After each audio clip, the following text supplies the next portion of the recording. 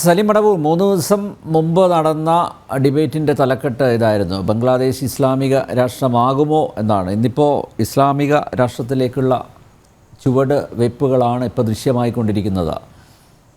ഭരണഘടനയിൽ മതേതരത്വം എന്ന വാക്ക് അനാവശ്യം എന്ന് ബംഗ്ലാദേശ് അറ്റോർണി ജനറൽ സുപ്രീം കോടതിയിൽ നിലപാട് എടുത്തിരുന്നു. ഇപ്പോഴിതാ വംഗബന്ധു ഷെയ്ഖ് മുജിബുർ റഹ്മാൻ്റെ ചിത്രം കറൻസി നോട്ടുകളിൽ നിന്ന് ഒഴിവാക്കിയിരിക്കുന്നു. മതനിരപേക്ഷ ബംഗ്ലാദേശിൻ്റെ ചരിത്രം തന്നെ മായ്ച്ചു കളയാനല്ലേ ശ്രമം? അങ്ങനെയല്ലേ ഇതിനെ നോക്കിക്കാണേണ്ടത്? ബംഗ്ലാദേശിൻ്റെ പല നേതാക്കളുമായിട്ട് എനിക്ക് നേരിട്ട് വ്യക്തിബന്ധമുള്ള ആളുകളുണ്ട്. ഇപ്പോഴത്തെ ഇതിൽ ആ വ്യക്തിബന്ധം എങ്ങനെയാണെന്ന് ചോദിച്ചാൽ നിങ്ങൾ നേരത്തെ പറഞ്ഞതാണ്. ചൈനയിൽ നടന്ന ഒരു പൊളിറ്റിക്കൽ വർക്ക്ഷോപ്പിൽ ഏതാണ്ട് 20 ദിവസം നീണ്ടു നടന്ന ഒരു സൗത്ത് ഏഷ്യൻ പൊളിറ്റിക്കൽ വർക്ക്ഷോപ്പിൽ ഇന്ത്യയിലെ വിവിധ രാഷ്ട്രീയ പാർട്ടി പ്രതിനിധികളുടെ കൂടെ ഞാനും ഒരു അംഗമായിരുന്നു. ചൈനയിൽ വെച്ച് ബെയ്ജിങ്. അതെ, അതുകൊണ്ട് ഞാൻ പറഞ്ഞത്. അപ്പൊ അതിൽ ഇന്നത്തെ അറ്റോർണി ജനറൽ, അവിടുത്തെ അഡ്വക്കേറ്റ് ജനറൽ, ഇപ്പോൾ ഉള്ള ഇവരുണ്ട്. എല്ലാ പാർട്ടിയുടെയും അന്ന് അവരുണ്ടായിരുന്നു. ശ്രീലങ്ക, നേപ്പാള്, പിന്നെ മാലദ്വീപ്, ഇത്തരം സൗത്ത് ഏഷ്യൻ രാജ്യങ്ങളിൽ നിന്നുള്ള, പാകിസ്ഥാൻ ഒഴിച്ചുള്ള രാജ്യങ്ങളിൽ നിന്നുള്ള പ്രതിനിധികളാണ് ആ വർക്ക്ഷോപ്പിൽ ഉണ്ടായിരുന്നത്. അവിടെ ആ വ്യക്തിബന്ധം ഉപയോഗിച്ചുകൊണ്ട് ആ സൗഹൃദം ഇപ്പോഴും തുടരുന്നുണ്ട് അവരൊക്കെ. അപ്പൊ അത് ഉപയോഗിച്ച് ഞാൻ ഇന്നലെ അറ്റോർണി ജനറൽ അസദുദ്ദീൻ അദ്ദേഹം ഇത് നിഷേധിക്കുക, ഈ പറയുന്ന വാർത്തകൾ അവർ നിഷേധിച്ചു എന്ന് മാത്രമല്ല, എനിക്ക് അദ്ദേഹവും ഉടനെ തന്നെ അദ്ദേഹത്തിന്റെ വാഹനം, കാരണം അവര് അറ്റോർണി ജനറലും സുപ്രീം കോടതിയിലെ അവിടുത്തെ സീനിയർ അഭിഭാഷകൻ സുദീപ് ചാറ്റർജി, അദ്ദേഹവും അവിടുത്തെ ഗുണോ ഫോറത്തിന്റെ എക്സിക്യൂട്ടീവ് പ്രസിഡന്റാണ്, സുപ്രീം കോടതിയിലെ സീനിയർ അഭിഭാഷകനാണ്. അപ്പൊ ഞാൻ രണ്ടുപേരും യാത്ര ചെയ്യുമ്പോൾ ഉടനെ തന്നെ വീഡിയോ കോളിൽ ഈ ശ്രീ സുദീപ് ചാറ്റർജിക്ക് ഫോൺ കൊടുത്തു. ഇവര് ഇന്നലെ ചിറ്റഗോങ്ങിലെ കലാപബാധിത പ്രദേശങ്ങളിൽ പോയിട്ട് നേരിട്ട് പ്രസിഡന്റിന്റെ പ്രതിനിധികളായിട്ട് പോവുകയാണ്, അങ്ങോട്ട് പോയിക്കൊണ്ടിരിക്കുകയാണ്. അപ്പൊ പല വാർത്തകളിൽ കുറെ പിശകുണ്ട് ഇവിടെ വരുന്ന വാർത്തകൾ ഈ കലാപം സംബന്ധിച്ചുകൊണ്ട്. ഇപ്പൊ അവിടുത്തെ യുവ അഭിഭാഷകൻ, അപ്പൊ അദ്ദേഹം, ഞാൻ അതിന്റെ ഫുൾ വീഡിയോ എന്റെ ഒരു യൂട്യൂബ് ചാനലിൽ ഞാൻ നാളെ പോസ്റ്റ് ചെയ്യും, ഫേസ്ബുക്ക് എന്ന് പറഞ്ഞിട്ട്, കാരണം അത് നീണ്ട വീഡിയോ ആയതുകൊണ്ട്.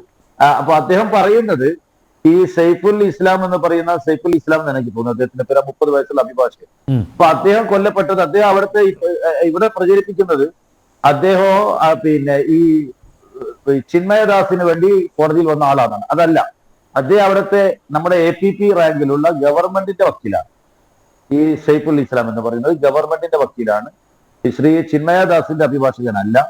കലാപകാരികളുമായിട്ടുള്ള ഏറ്റുമുട്ടലാണ്. അപ്പൊ അവിടെ ഉണ്ടായ ഒരു പ്രശ്നം എന്ന് വെച്ചാൽ, ഞാൻ അക്രമങ്ങളെ ഒന്നും ന്യായീകരിക്കുകയല്ല, അവിടുത്തെ ബംഗ്ലാദേശിന്റെ പതാക താഴെയും ആ സംഘടനയുടെ ഡിസ്കോൺ എന്ന് പറയുന്ന ഇന്റർനാഷണൽ കൃഷ്ണ ഫോറം, എന്താ അതിന്റെ പേര്, ഇസ്കോൺ എന്ന് പറയുന്നത്, കോൺഷ്യൻസ് കൃഷ്ണ കോൺഷ്യൻസ്, അതിന്റെ പതാക മുകളിലും താഴെ രാജ്യത്തിന്റെ പതാകയും കെട്ടിയ സമയത്ത് സ്വാഭാവിക ലോകത്ത് ഏത് രാജ്യത്തും അത് അനുവദിക്കുന്നതല്ല. അപ്പോഴാണ് അദ്ദേഹത്തിനെതിരെ കേസ് വന്നത്. അദ്ദേഹത്തിന് ജാമ്യം നിഷേധിച്ചു ചിറ്റഗോങ്ങിലെ കോടതി. അപ്പോ ആ വാഹനം തടഞ്ഞുകൊണ്ട് കോടതിയിൽ കുഴപ്പമുണ്ടാക്കി. അപ്പൊ അതോടുകൂടിയാണ് പ്രശ്നങ്ങൾ വന്നത്. അപ്പൊ ഇപ്പൊ അവിടെ എന്താ സംഭവം എന്ന് വെച്ചാൽ, അദ്ദേഹം എന്നോട് പറഞ്ഞത്, ചിറ്റഗോങ്ങിലെ കോടതിയിൽ വരാൻ ഹിന്ദു അഭിഭാഷകർ ഭയപ്പെടുന്നു, അറസ്റ്റിനെ ഭയപ്പെടുന്നു. അപ്പൊ അതിന്റെ സാഹചര്യം ഒഴിവാക്കാൻ വേണ്ടി അവിടുത്തെ പ്രസിഡന്റിന്റെ പ്രതിനിധി, ഞാനൊരു അറിവിന് വേണ്ടി പറയാണ്, അവിടുത്തെ പ്രസിഡന്റിന്റെ പ്രതിനിധി നേരിട്ട് അവിടെ പോയി. ഇന്നലെ ഇവരൊക്കെ അവിടെ പോയി. അപ്പോൾ അത് കൂടുതൽ സമാധാനപരമായി അത് തീർക്കാൻ വേണ്ടിയിട്ടുള്ള ശ്രമമാണ് നടത്തുന്നതെന്നാണ് അവർ പറഞ്ഞത്. അതേസമയത്ത് അക്രമങ്ങളുണ്ട്, വ്യാപകമായ അക്രമം. അദ്ദേഹം ഇന്നലെ എന്നോട് പറഞ്ഞു, അക്രമങ്ങൾ പല സ്ഥലത്തും ക്ഷേത്രങ്ങൾക്ക് നേരെ അക്രമങ്ങൾ നടന്നിട്ടുണ്ട്. അതോടൊപ്പം തന്നെ നല്ല വാർത്തകളുണ്ട്. ഈ ഞാൻ ചോദിച്ചവരോട്, ഈ മുസ്ലിം തീവ്രവാദി സംഘടനകളൊക്കെ തന്നെ ഇവരുടെ നിലപാട് എന്താണ് പ്രത്യേകമായി. ഇപ്പൊ പല സംഘടനകളും ക്ഷേത്രങ്ങൾക്ക് കാവൽ നിൽക്കുന്നു. മാറി മാറി രാഷ്ട്രീയ പാർട്ടികൾ ക്ഷേത്രങ്ങൾക്ക് കാവൽ നിൽക്കുകയാണ്. വളരെ സന്തോഷകരമായ ഒരു കാര്യമാണെന്ന് അദ്ദേഹം തന്നെ പറയും. ഗുണ ഫോറത്തിന്റെ എക്സിക്യൂട്ടീവ് പ്രസിഡന്റാണ് അദ്ദേഹം. എന്താ അവിടെ ഇരുത്തിയിരിക്കുന്നതെന്ന് ചോദിച്ചോ താങ്കള്?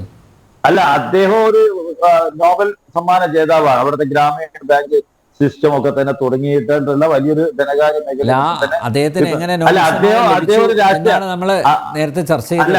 അതല്ല, അദ്ദേഹം ഒരു രാഷ്ട്രീയ അല്ലെങ്കിൽ ഭരണാധികാരി അല്ല. ഇദ്ദേഹം തന്നെ എന്നോട് പറഞ്ഞു, ഏതാണ്ട് 2 മാസക്കാലത്തോളം അവിടെ പൂർണ്ണമായും അരാജകത്വമാണ്. ഭരണകൂടം അവിടുന്ന് പോകുന്നു. ഷെയ്ഖ് ഹസീന ഭരണാധികാരി അല്ലെങ്കിൽ ഈ കറൻസി നോട്ടിന്ന് ഷെയ്ഖ് മുജിബുർ റഹ്മാന്റെ ഫോട്ടോ ഒക്കെ മാറ്റാനുള്ള അനുമതിയൊക്കെ കൊടുക്കുവോ? അപ്പൊ ആരാ ശരിക്കും ഭരിക്കുന്നത്? ജമാഅത്തെ ഇസ്ലാമി തന്നെയല്ലേ? അല്ല, ജമാഅത്തെ ഇസ്ലാമി ഈ ഭരണമാറ്റത്തിനെ സ്വാഭാവികമായിട്ടും പിന്തുണച്ചിട്ടുണ്ടാവും. കാരണം നേരത്തെ മുജീബുർ റഹ്മാന്റെ കൊലപാതകത്തിൽ പ്രതികളായിട്ടുള്ള എല്ലാ ആളുകളെയും, അത് ചില ജമാഅത്തെ ഇസ്ലാമിയുടെ നേതാക്കളുണ്ട് ആ ഗൂഢാലോചനയിൽ, അവരെയൊക്കെ തന്നെ ഷെയ്ഖ് ഹസീന സാധിക്കുന്നിടത്തോളം ആളുകളെ പിടികൂടി നടപടിയെടുത്തിട്ടുണ്ട്. അത് ഉണ്ടാവേണ്ടതാണല്ലോ. ഒരാളെ മുജീബുർ റഹ്മാനെ അദ്ദേഹത്തിന്റെ കുടുംബത്തിൽ എനിക്ക് തോന്നുന്നത് ഏതാണ്ട് 12ഓളം ആളുകൾ, കൊച്ചു കുട്ടിയടക്കം, അദ്ദേഹത്തിന്റെ വളരെ ഇളയ മകനെ അടക്കം ഒന്നിച്ച് രക്തരൂക്ഷിതമായി വെടിവെച്ച് കൊല്ലുകയാണ്. അപ്പൊ അതിലെ പ്രതികളെ സ്വാഭാവികമായിട്ടും ഷെയ്ഖ് ഹസീന കർശനമായ നടപടി എടുത്തുകൊണ്ട് അവർക്കെതിരെ നടപടി സ്വീകരിച്ചു. അപ്പൊ അതിന്റെ ഒരു വൈരാഗ്യം മറുഭാഗത്ത് കാണിക്കുന്നുണ്ടാവണം. ഏതായാലും ഷെയ്ഖ് ഹസീനന്റെ നടപടിയാണ് നമ്മൾ പിന്തുണയ്ക്കുന്നത് എന്നെ സംബന്ധിച്ച്. അപ്പൊ ശക്തമായ നടപടി ആ ഭാഗത്തുനിന്ന് ഉണ്ടായിട്ടുണ്ട്. അത് ഉണ്ടാവുകയും വേണം. കാരണം ഇത്രയും നിരപരാധികളായ, അതായത് മുജീബുർ റഹ്മാന്റെ 2 മക്കളുടെ ഭാര്യമാര്, അവർ 3 മാസം മുമ്പ് എങ്ങാനാണ് അന്ന് വിവാഹിതരായത്. 3 മാസം മുമ്പ് വിവാഹിതരായും സ്വപ്നങ്ങളുമായി വന്ന പെൺകുട്ടികളെ വെടിവെച്ച് കൊല്ലുകയാണ്. അത്രയ്ക്ക് ക്രൂരമായ സമീപനമായിരുന്നു അന്ന് അക്രമികളുടെ ഭാഗത്തുനിന്നുണ്ടായത്. അപ്പൊ അതിലെ പ്രതികളെ ഒരു പരിധിവരെ അവർ അറസ്റ്റ് ചെയ്തു, നടപടിയെടുത്തു. അത് അവരുടെ രാഷ്ട്രീയ വിജയമാണ്. ഏതാണ്ട് 10-30 വർഷത്തോളം ഒളിവിൽ നടന്നിരുന്നാലും 30-40 വർഷത്തോളം രാജ്യം വിട്ട് ലോകത്തിന്റെ പല ഭാഗത്തും ചുറ്റിക്കറങ്ങിയ ആളുകളൊക്കെ തന്നെ രാജ്യത്ത് പരമാവധി തിരികെ എത്തിച്ചു. 1-2 ആൾ ഒഴിച്ചുള്ളവരൊക്കെ തന്നെ തൂക്കിലേറ്റി എന്നുള്ളത് നല്ല കാര്യമാണ്. ഞാൻ അതിനെ പിന്തുണയ്ക്കുന്നു. സന്തോഷകരമായ കാര്യമാണ്. അപ്പൊ ആ കാര്യത്തിലൊക്കെ നടപടിയുണ്ട്. പക്ഷെ ബംഗ്ലാദേശിനെ ഇന്ത്യയുടെ ഒരു സൗഹൃദ രാജ്യമായി നിർത്താനുള്ള ശ്രമം അത് നേരത്തെ വേണ്ടിയിരുന്നു. ഞാൻ നേരത്തെ പറഞ്ഞല്ലോ, ഈ നേരത്തെ തന്നെ ഈ അയൽ രാജ്യങ്ങൾ ഇതൊക്കെ തന്നെ ചൈന നേരത്തെ തന്നെ വളരെ വളരെ ആസൂത്രിതമായിക്കൊണ്ട് നമ്മുടെ അയൽ രാജ്യങ്ങളെയൊക്കെ തന്നെ അവരുടെ നിയന്ത്രണത്തിലേക്ക് കൊണ്ടുവന്നിരിക്കുന്നു. ഈ പറയുന്ന ബംഗ്ലാദേശും ഈ പറയുന്ന നേപ്പാളും ഒക്കെ ഒരു പരിധിവരെ ചൈനയാണ് അവിടുത്തെ പദ്ധതികൾ. ചൈന ഇന്ത്യക്കെതിരെ ഈ ശക്തികളൊക്കെ തന്നെ ആ രാജ്യങ്ങളിലെ ഭരണകൂടങ്ങളെ ഏതാണ്ട്